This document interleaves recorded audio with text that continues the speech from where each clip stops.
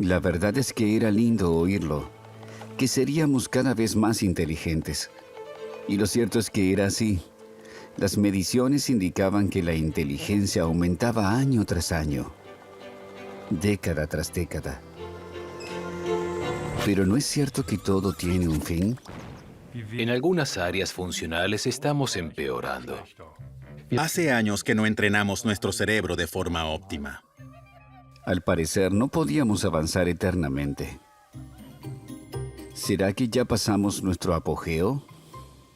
Efectivamente, nos estamos volviendo más tontos. Los mayores siempre han dicho que la juventud se está idiotizando. ¿Y si fuera cierto?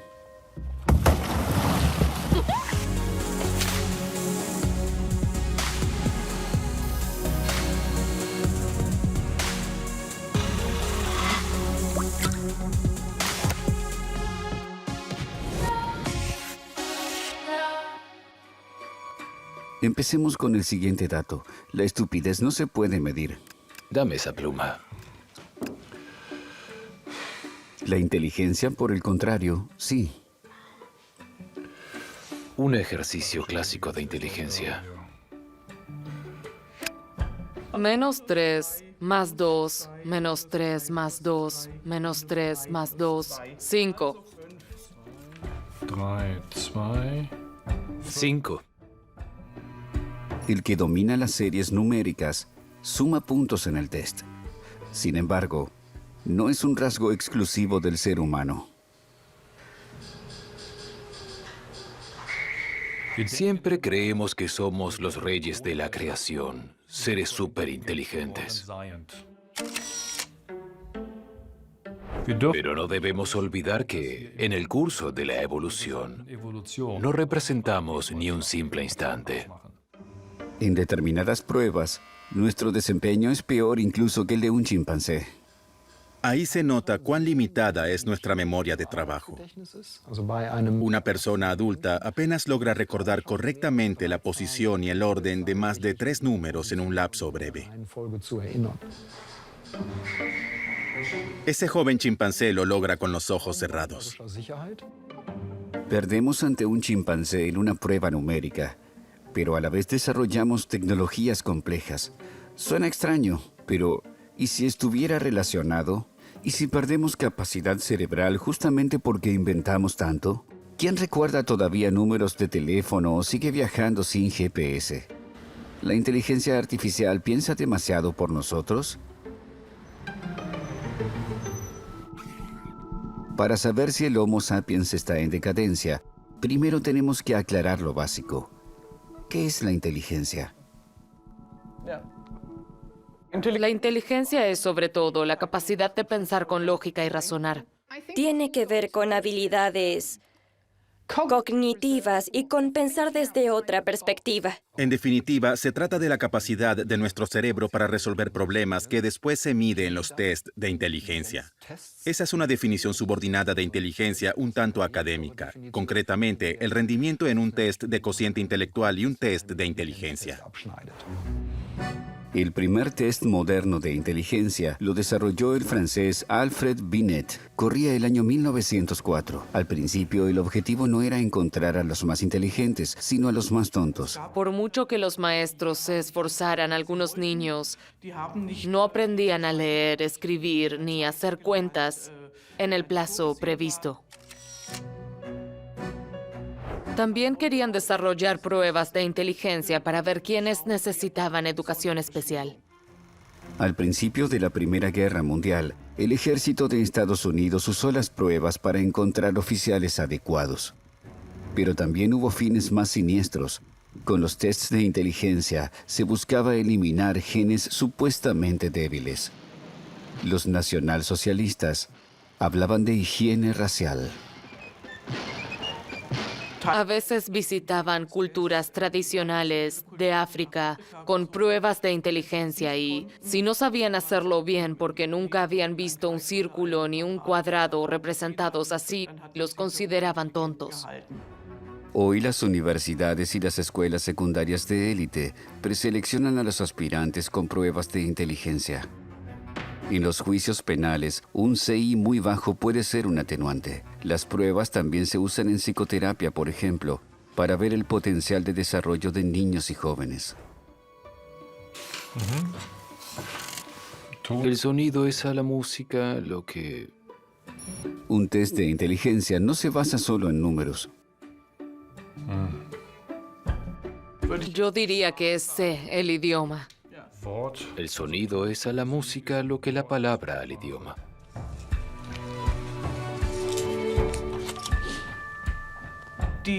Los ejercicios pueden ser de tipo lingüístico, es decir, juzgar la similitud entre palabras, por ejemplo. Pueden ser ejercicios numéricos y también los hay con figuras. Hay que doblar o girar objetos mentalmente. Es decir, son actividades que, en cierto modo, intentan dividir nuestro pensamiento en átomos. Mediante las pruebas se expresa la inteligencia en un valor numérico o cociente intelectual, abreviado CI, así que parece que sí se puede medir, pero hay críticas. Con estas pruebas no se pueden medir otras habilidades que también son muy importantes para nosotros, como las habilidades sociales, las emocionales, u orientarse en la estepa, por ejemplo. Es decir, una crítica es, justamente, la comparabilidad entre diferentes culturas. Una segunda crítica es que no mide un aspecto muy importante, a saber, el poder hallar una nueva solución ante una nueva situación, lo que llamamos creatividad. En definitiva, lo que entendemos por inteligencia es cuestión de terminología. Estoy muy a favor de la definición estricta de las cosas en la ciencia. Si se puede aislar la inteligencia cognitiva, y se puede, no hay que sobrecargar el concepto de inteligencia con cosas que no tienen nada que ver. Concentrémonos en la inteligencia cognitiva, la que se mide principalmente en los tests de CI. Curiosamente se distribuye en la población, igual que, por ejemplo, la altura. Distribución normal significa que los valores medidos se distribuyen así, muchos en el medio, menos en los extremos. Se la denomina campana de Gauss. Para un CI por encima de 130, se considera que la persona es superdotada. Por debajo de 70 se considera que tiene problemas de aprendizaje. Esto se aplica al 2% de la población respectivamente. ¿Cómo han cambiado esos valores con el correr del tiempo? Un investigador se pasó la vida estudiando eso. James Flynn recogió millones de resultados de pruebas de CI de muchos países y los analizó durante décadas hasta que, en 1984, constató que la humanidad es cada vez más inteligente. Constató que, a partir de 1930, cada 10 años el cociente intelectual subía unos 4 puntos. A eso se lo llama efecto Flynn. El efecto Flynn. Según este, una persona de inteligencia media en 1984 habría tenido un CI de superdotada a principios de siglo. ¿Por qué aumentó? La genética humana no ha cambiado. No ganamos genes de inteligencia en los últimos 1000 o incluso 10.000 años. ¿Qué pasó para que el valor subiera sin cesar en unas cuantas décadas? Tenemos una mejor alimentación, mejor asistencia médica. También tenemos una educación más amplia. No olvidemos que la educación se ha desarrollado en su forma actual en los últimos 60 años. Aprender a leer, escribir y hacer cálculos de forma más o menos exigente ayuda a desarrollar plenamente el potencial de inteligencia. Gracias a la educación, la medicina y la alimentación somos más inteligentes, pero hay otra razón, nuestro mundo laboral. A principios del siglo XX, casi la mitad de la población trabajaba en la agricultura. Tenían que resolver problemas concretos. Apenas se entrenaba el pensamiento abstracto. Los investigadores preguntaban a los campesinos, por ejemplo, ¿qué tienen en común un pez y un cuervo? Nosotros diríamos que ambos son animales, pero los campesinos respondían, nada, puedo comer un pescado, pero no un cuervo. Lo relacionaban todo con su mundo concreto y casi no podían abstraer. A lo largo del siglo XX, nuestro entorno cotidiano fue convirtiéndose en un mundo en el que aprendimos a pensar cada vez más hipotéticamente. La mayoría de la gente ya no necesita pescar, pero sí tiene que ser hábil con los números y las letras. Cada vez más gente vive en ciudades con vínculos sociales más complejos y más aplicaciones técnicas, es decir, que se le exige más a nuestro cerebro. Se puede demostrar que, en la infancia y la adolescencia, cuanto más se exige el cerebro, más conexiones surgen. Hay más enlaces sinápticos que constituyen la capacidad de cálculo del cerebro. Y sabemos que, cuanto más se usa el cerebro, más rápido es. La humanidad se hallaba embarcada en un viaje a nuevas esferas de inteligencia. Era necesario recalibrar los tests cada pocos años. Entonces llegó el año 2004. Investigadores noruegos descubrieron que el efecto Flynn había desaparecido. Desde mediados de los 90, los valores del cociente intelectual habían descendido levemente. Un escándalo. Desde entonces, los investigadores buscan las razones. Una tarea compleja, porque cada motivo que se postula pone en tela de juicio nuestra evolución como sociedad. En 2016, el psicólogo alemán Heiner Rindermann hizo una encuesta entre los científicos internacionales sobre las causas de los valores decrecientes de CI. Algunos investigadores sospechaban que los inmigrantes disminuían los valores de CI. Otros conjeturaron que las personas inteligentes tienen menos hijos que las tontas, algo que recordaba a la teoría nazi de los genes malos. Si uno de mis alumnos escribe en un examen que el 80% de la inteligencia se hereda y el 20% son causas ambientales, no aprueba. Se supone que miles de variaciones genéticas distribuidas por todo el genoma contribuyen a la inteligencia de alguien que, en realidad, ha tenido buenas oportunidades de desarrollarla. La hipótesis de la inteligencia heredada supone un cierto alivio, porque lo que se recibe de los padres se ve como una lotería. En 2018, un estudio noruego demostró que la migración no incide en la caída del cociente intelectual, porque los valores disminuyen dentro de la familia, por ejemplo, de padre a hijo o entre hermanos mayores y menores. Otros estudios demuestran que el acervo génico no tiene la culpa de nuestra estupidez. ¿Qué puede ser entonces?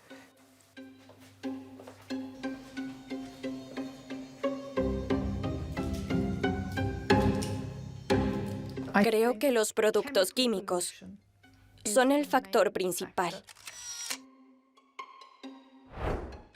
Las cifras de la ONU muestran que la producción de productos químicos se ha multiplicado 300 veces desde 1970. Están en todas partes, en el suelo, en el agua, en los alimentos, en el aire. Sobre todo, en los envases de plástico o en los cosméticos. Yo nunca uso cosméticos.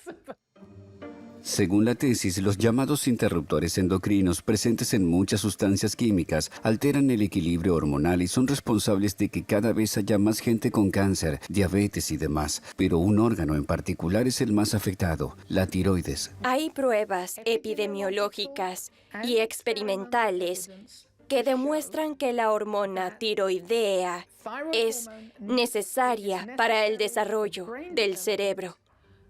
Sin la hormona tiroidea, el cerebro es menos eficaz. Así que no solo estamos deteriorando el planeta, sino también nuestra inteligencia. La contaminación aumenta. Mercurio en el pescado, perfluorados, plásticos, bisfenol A, etc. El aumento es exponencial. El daño de los interruptores endocrinos es indiscutible. Lo discutible es cuánto influye en la inteligencia. Esas cosas pueden afectar mucho la inteligencia, pero si realmente afecta a la gente de clase media que vive en un entorno saludable y cómo impacta en ellos, es otra cuestión. En la neurociencia hay otra tesis extendida para el descenso de los valores de CI. Sabemos por experimentos psicológicos que el ser humano puede procesar entre 11 y 60 bits por segundo. Sin embargo, a nuestro cerebro entran 11 millones de bits por segundo. De acuerdo, pero en el pasado nuestros cerebros tampoco podían procesar más estímulos. ¿Por qué nos volvemos más tontos recién ahora?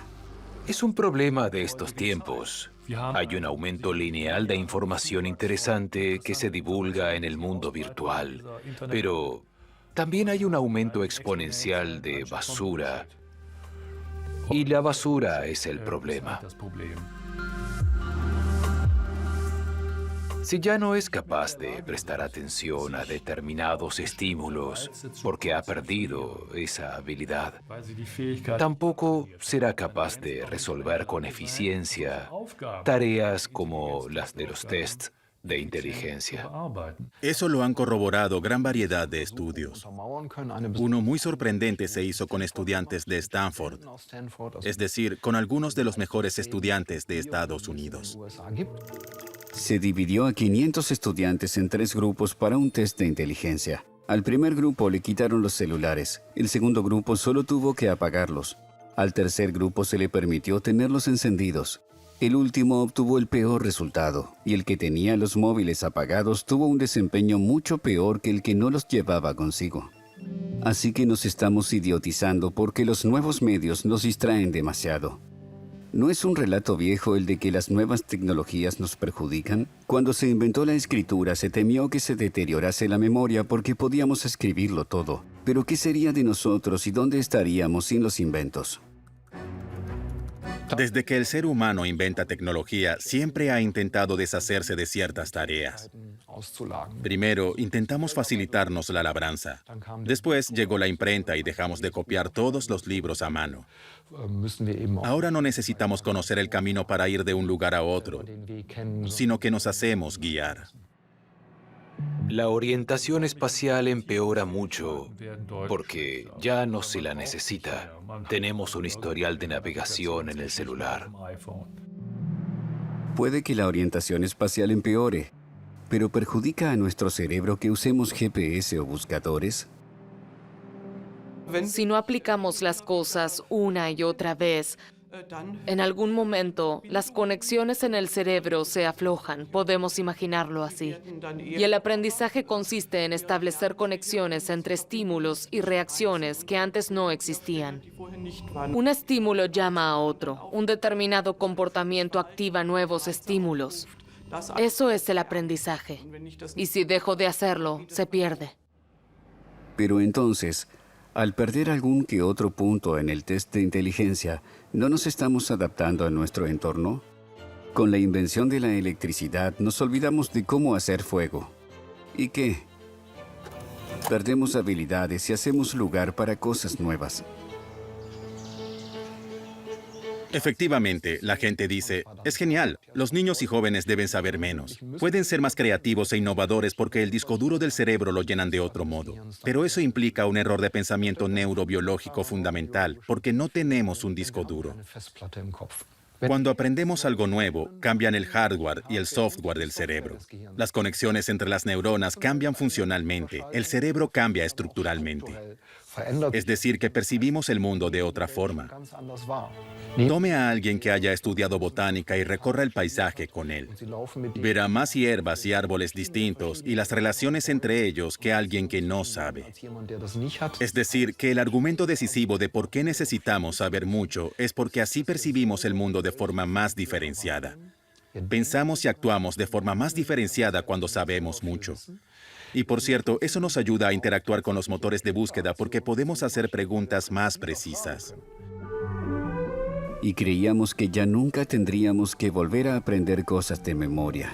Si fuera maestra de lengua, mis alumnos tendrían que leer esos tomos sin un solo dibujo para no perder esa habilidad. Si fuera maestra de geografía, pondría mucho énfasis en que supieran leer mapas. Creo que sigue siendo importante que, aunque haya aparatos de navegación que nos lleven de un lado a otro, tengamos una idea aproximada de cómo está estructurado el mundo, qué continentes hay, qué países hay y cómo se relacionan entre sí geográficamente.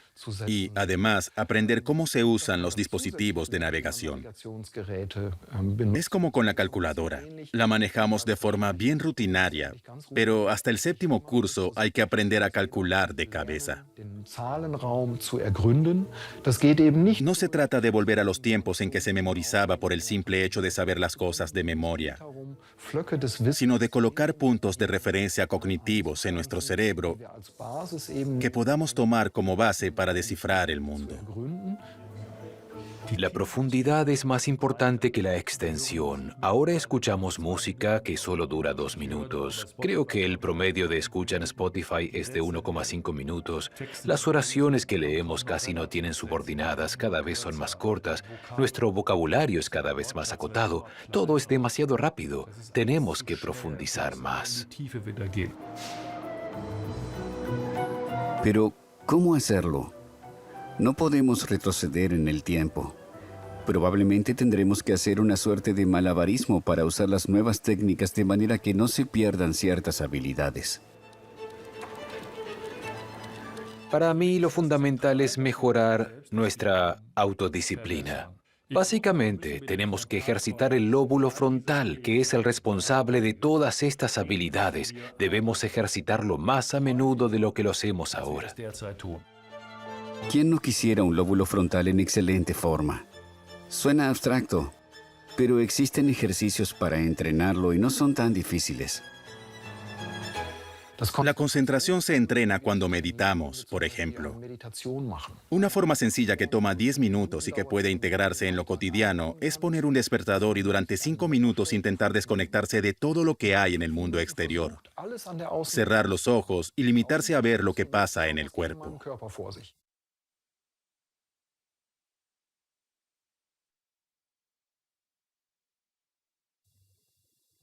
Siento los latidos de mi corazón. ¿Cómo es mi respiración? ¿Cómo están mis músculos? ¿Puedo sentir las piernas? ¿Las pantorrillas están tensas o no?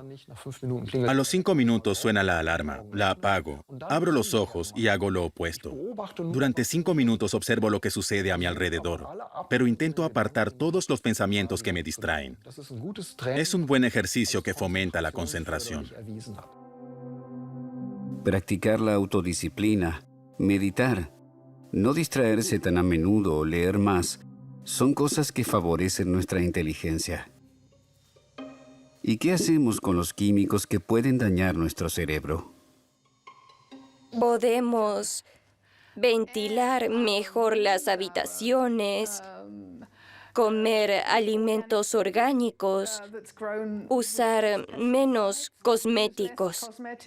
Hay estudios que demuestran que el contenido de yodo en la dieta de los veganos es insuficiente. Y no solo en la de los veganos. Cerca de 1/3 de los adultos europeos no consume suficiente yodo. La carencia de yodo afecta la función tiroidea y puede repercutir en el desarrollo del cerebro. Si lográsemos poner freno a todo eso, a los productos químicos, a los estímulos, si aprendiéramos más en profundidad y usáramos menos dispositivos tecnológicos, ¿volveríamos a ser más inteligentes? Es decir, ¿desencadenaríamos un nuevo efecto Flynn? Supongamos que vivimos en el mundo más desarrollado posible. Todos los niños se alimentan bien, reciben una educación perfecta, tienen desafíos y motivaciones óptimos. En algún momento nos daríamos cuenta de que, por disposición genética, el cerebro no puede ser más rápido. Llegaríamos al límite. Donde todavía podemos lograr grandes avances y aún queda mucho por hacer, es invertir inteligencia en el conocimiento. La inteligencia es la materia prima y la invertimos en conocimiento. Tenemos que aprender matemáticas, comprender conceptos abstractos de la física, tener una idea aproximada de cómo llega la electricidad al enchufe. Ahí hay un gran potencial de mejora. Queda una pregunta. ¿Por qué ese chimpancé es mejor que nosotros con la serie numérica? Ese chimpancé no es de por sí mejor que el ser humano. Un niño de 6 a 8 años lo hace igual de bien. Con otras palabras, ¿por qué los adultos no pueden competir ni con los niños ni con los simios? Tenemos que combinar todo el tiempo y rápidamente varias áreas del saber, y solo podemos lograrlo si somos muy selectivos con el conocimiento. Por eso, solo recordamos una parte de lo que vivimos en una situación determinada, y a veces 5 números pueden ser demasiados. Que el simio sea más rápido revela algo sobre la ventaja del cerebro humano. Descartamos millones de estímulos para registrar el único importante. Pero nuestros cerebros también pueden desaprender cosas. Y ante todo, cambian constantemente. Por suerte, podemos determinar cómo.